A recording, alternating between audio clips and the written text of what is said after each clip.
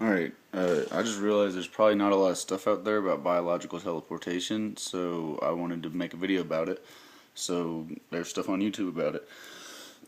Alright, so the team that discovered DNA, when they discovered DNA in the 60s or 70s, I'm not exactly sure when it happened. I have not researched that a lot. Oh yeah, I forgot to start off with this. I saw this on C-SPAN.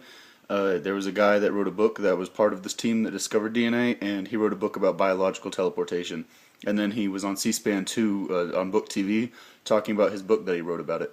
So, and this is all this stuff that I'm about to say is just stuff that he said. I'm not making anything up. I'm not saying I did any of this. I'm saying this is what I heard on C-SPAN. All right, I'm just putting that at the beginning because people in Roll It Up seem to think I made this up.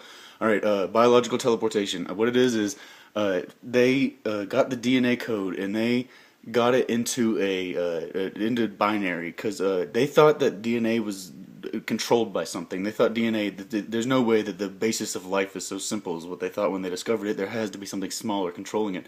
But then they discovered DNA is it, and then they figured out how to synthesize DNA. They figured out that yeast, when you give yeast the right amount of genomes, it just makes DNA. If you give it the right amount of genomes to make human DNA, it makes human DNA. If you give it the right amount of genomes to make carrot DNA, it makes carrot DNA. So what we call intelligent design, like the DNA structure, is just yeast randomly putting puzzle pieces together until they fit, and it just happened to have enough for human genomes. Like that's it. It just happened to have enough. And so what they did is he showed how you can take the DNA from one thing. They showed a slideshow. You can take the DNA from a cell. It just had a circle with a squiggly line in it. You can take the DNA, the squiggly line, out of one cell, put another squiggly line in there, and the cell will act like that new DNA. So you could take a human cell, put carrot DNA in it, and it'll act like a carrot. And what they did is they put the DNA code into binary. So he said it's like it's basically like a software. You can take DNA, which is the software, put it into a cell, which is the hardware, and it operates the hardware in a new way. Kind of like running Windows or Linux is the difference between that. And that's kind of like how DNA works between carrot and human. But they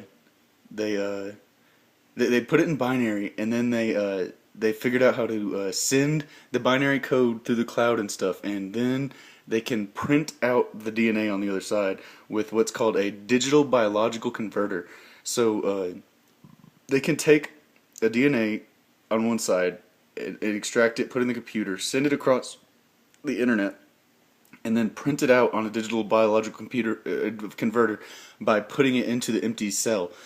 So basically they take some cells, take the DNA out, and then they just put the new stuff in, and they could even make a synthetic thing on the computer that's never been existed in nature before, and then they could print it out and put it in the cell.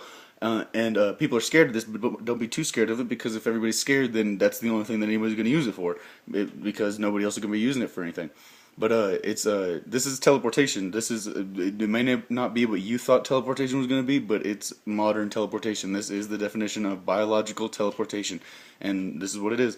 Just wanted to make a video so it's out there on YouTube, because I'm sure there's not a lot of them. I haven't looked yet, but I'm about to, and I'm sure there's not a lot because it was only on C-SPAN. I haven't heard about it anywhere else, and I saw a few articles online, but not much at all.